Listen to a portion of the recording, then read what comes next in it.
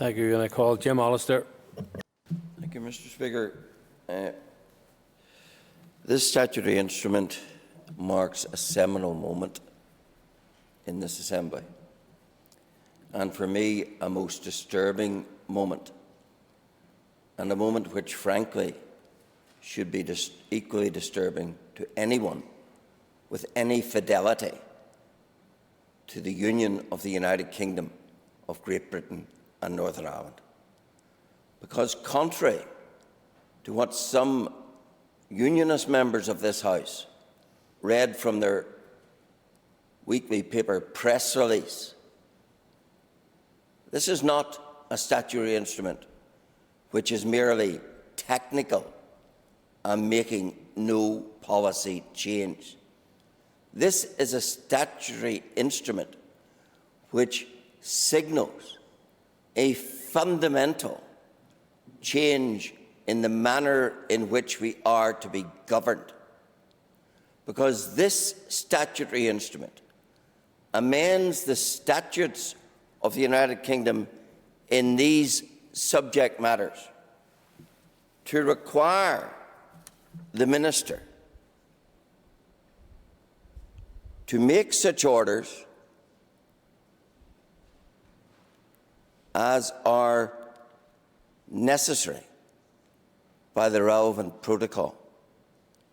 In other words, what we are doing in this statutory instrument is surrendering the power of this devolved Assembly to make our own laws touching upon these issues, and instead committing ourselves irreversibly to imposing the laws that are in the protocol. Laws that we do not make, laws that we cannot change, laws over which we have absolutely no input. And yet this statutory instrument enslaves this House to not one, to not 10, but to 45 EU directives and regulations, commits us to the unquestioning adherence to and implementation of each and every one of them.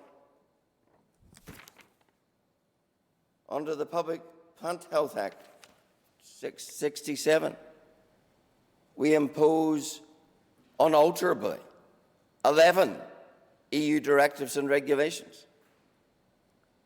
Under the Diseases of Animals Order, we enslave ourselves to 32 EU directives and regulations that we cannot change.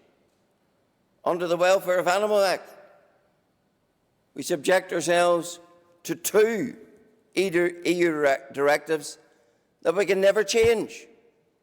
So let no one mislead this House or the public by pretending that this is only a technical measure. This involves no change of policy. This involves the most fundamental change to the manner in which we are governed in decades. And of course,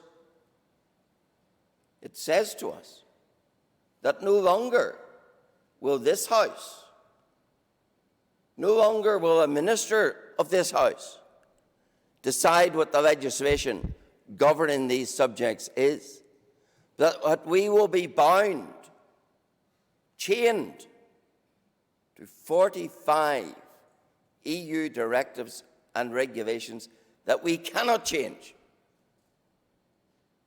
That's the seriousness of what this statutory instrument does. And it's most disappointing to me that a DUP minister should be here in this House urging and advocating that enslavement. We were told, we were promised, Brexit was about making our own laws. The iniquitous protocol sets Northern Ireland apart as a place that will not make its own laws. And here we have, meekly, limply, members of this House advocating that we enslave ourselves in that very way. That is something, Mr. Speaker, I'm not prepared to consent to.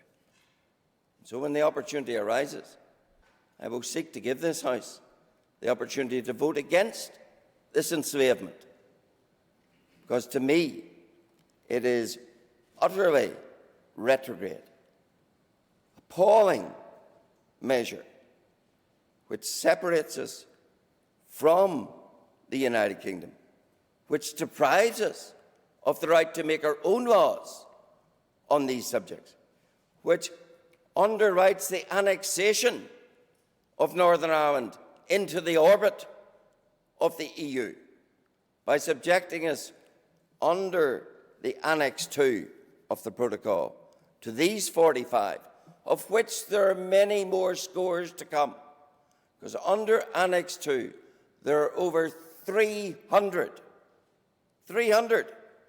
EU directives and regulations that the protocol binds Northern Ireland to, unable to ever change them, and obliged to follow whatever changes Brussels makes to them without any consultation, without any input from us. So this is a shameful day that in this legislative assembly we should be asked to surrender the right to legislate according to our own needs, and to have that right suborned to the diktat of EU regulations and directives.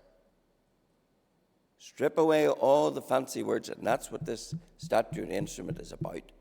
It is putting upon the people of Northern Ireland 45 EU directives and regulations that it can never change. I do not consent to that. I will not consent to that. And I'm very saddened that some who should know better, I even wonder, did they read the regulation? Some who should know better are going to endorse the very enslavement of this place to EU rules. No further members indicating to raise, so I will call on Minister Lyons to conclude and wind the debate, please. Thank you very much, Mr. Speaker, and can I thank all of the members for